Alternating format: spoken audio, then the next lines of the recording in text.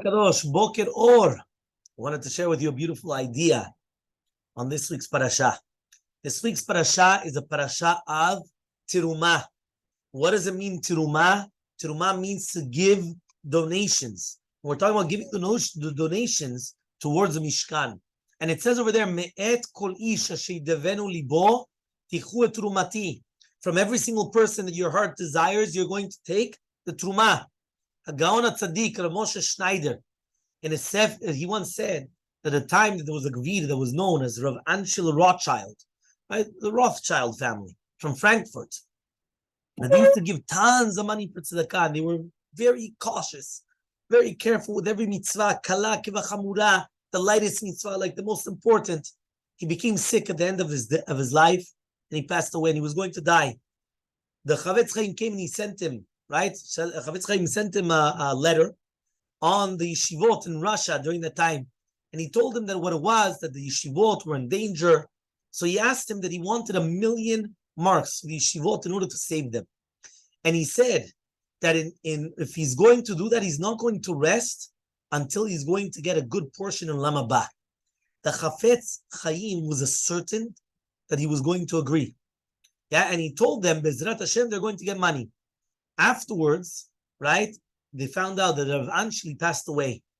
And all of a sudden, they wanted to hear what's going to happen in his Sava, in his will. They wanted to see. Because they were certain that just like the Chavetz Chaim came and he said, it was going to do. At the end, it came out that he didn't leave nothing for the yeshivot. And what happened is that it could be that maybe the family members didn't give over the letter of the Chavetz Chaim to him.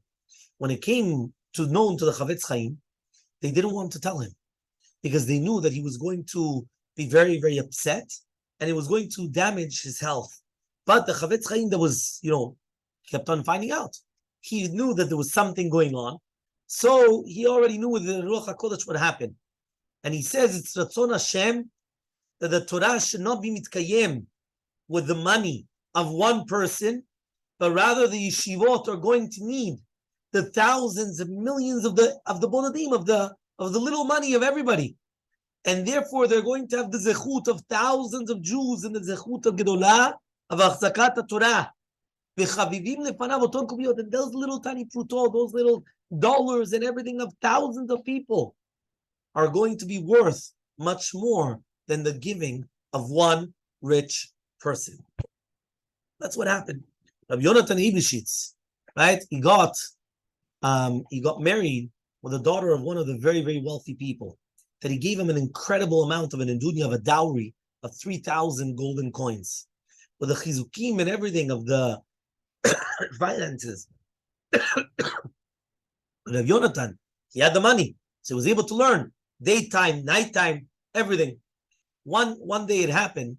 The Christians of the city, they made a knesiyah. They made a church right in front of the Bet HaMidrash, and they wanted to go against the Jews. So all the Jews got angry, right? But nobody got more angry than Rabbi Yonatan, right? The Chavruta of Rabbi Yonatan. In one moment, he decided, right? He went up on top of the knesiyah of the church, and he smashed the cross. He smashed it. Now, he didn't know, right, that they were waiting for this. They grabbed him. Yeah, and what happened was, he says he's going to die the next day. But what happened was that the guard, he went and he told the Manig that he told them, right, that he's going to come and he's going to let them go for 3,000 golden coins. Immediately the Manigah Kila, they went running. They were trying to get 3,000 this, that. It went to the ears of Rabbi Yonatan Eibishitz, right? He ran to his house. He took the 3,000 coins that he took as an adunya, and he gave them over. And therefore, he was so happy that he freed his chavruta, and he took the family, and he ran away. When the Manigah Kila heard that Rabbi Yonatan Eibishitz, he paid the entire full amount, right? They went and they gave them back the money. Yeah, they didn't get close to the 3,000 golden coins, but it was a big amount. Yeah, Rabbi Yonatan went and he said, no, this is my opportunity to do a mitzvah gdola b'shlemut, right? With Rabbi, with all my hakavat and everything. I don't want to share with everybody. I want it for myself. So Manigia Kila, they went and they said, no, but we also want to be part of the mitzvah. He said, no, I'm happy with doing this. And he was happy to serve Hashem in such a way. Now, Rabbi Yonatan, he was now afraid, how does he come and tell this to his wife? It's very easy for him to do this, but how's he going to do that? So what he did was he went out of the city and he was trying to think what happened. Now, the Komer, right, the priest, he comes in and he wants to kill him. And all of a sudden he sees that the Shomer, right, he got rid of him. So the Komer, he wasn't a tipesh. He says, for sure, this Shomer, he received shochad, he received bribery, yeah? And basically what happens is in order to come, right, in order to get this Yehudi to run away or whatever it is, so therefore he comes and he decides that the Shomer has to be killed instead of the Jew. So therefore he comes and he says, okay, we're going to kill you, the Shomer, because you received the bribe, yeah? When it was known, the Shomer ran to his room, he got everything, and he was going to run out. He ran right to the house of the rabbi with everything, right? Which basically had all the money, right? That he basically had. When he gets to the house of the family of Eibeshitz, Rabbi Yonatan was still out of town. And the Shomer comes and he tells his wife everything what Rabbi Yonatan did. And she has no clue what he's talking about. So the Shomer says, right, somebody, right, that's so holy like your husband, that he was able to give 3,000 good in order to save his friend, he's Yashar, he's a person that's straight. And therefore I'm giving it back, right, that which he gave me, and I'm going to leave him also teva of this of gold. And therefore when I'm going to come back, right, I know that he's going to give it back to me. And then he went and he ran. With that, all of a sudden, right, they heard that the guy was caught and he was killed. And now all the money was left in the house of Rabbi Yonatan Eibeshitz. So now Rabbi Yonatan Eibeshitz, not only did he get these 3,000 back, he got even more money back. So imagine what it is that Rabbanit, she's so happy. She's waiting for her husband to come back. Finally, the husband comes back, but he was still thinking, what do I tell my wife? I just gave away all our nedunya, all our money. I just gave everything away. What's going to happen? So all of a sudden she comes and she cuts him off. And she tells him, no. And he's going to try it, very softly, gently. He just gave away all his money, right? But she cuts him off and she tells him the entire story. And she says, look what Hashem did. He gave us all back the money. When he heard what happened, Rabbi Yonatan Eibeshitz starts crying. He started crying. So he comes and he says, it comes out that Hashem did not want my mitzvah. So now she's all confused. What does that mean? Like, what's going on over here? Hashem, he was ma'arich the mitzvah, so he would have given everything back to me in Olam Haba. Why is he giving back to me now? But still, he's giving him all the ocean in this world. So now you didn't understand that Rav Yonatan comes and he wanted to fast for 3 days, that he's waiting for an answer. At the end of the 3 days, they went and he said the reason why the mitzvah, right, was because he was a kamtzan. Rabbi Yonatan Eibeshitz was a kamtzan. He was a miser. Miser? Yes. How could I be a miser? I gave the 3,000 golden coins for myself. What does that mean? He says, no, you are a miser in the fact that you kept the mitzvah for yourself and you didn't want that everybody in the kihila were going to participate to have a portion in that mitzvah. That's why you're a miser. And that's why the mitzvah was given back to him. Hashem didn't want it. Hashem gave it back to him. He didn't want it. So the Maran, the Chavetz Chaim, right, he was known, obviously, he had the yeshiva in Radin. And at the beginning, the yeshiva was in the Bet Knesset. Afterwards, when there were too many bachurim, it started bothering the Baalei Batim. The boys were sleeping there, right? It's the name of the yeshiva. So they couldn't anymore. So they had to build a yeshiva. But the Bet Midrash cost a lot of money. Where's he going to get money? Right? So the Chavetz Chaim had to go and start asking for money. So for the Chavetz Chaim, right, it wasn't pashut. He had to get a lot of money. Takes time. Time is Torah. So Chavetz Chaim wrote the Mishnah Berurah, but he didn't have Sfarim. So he used to borrow Sefarim. Right? They used to come to him and say, why don't you have Sfarim? Chavetz Chaim says, the Sfarim, they cost money.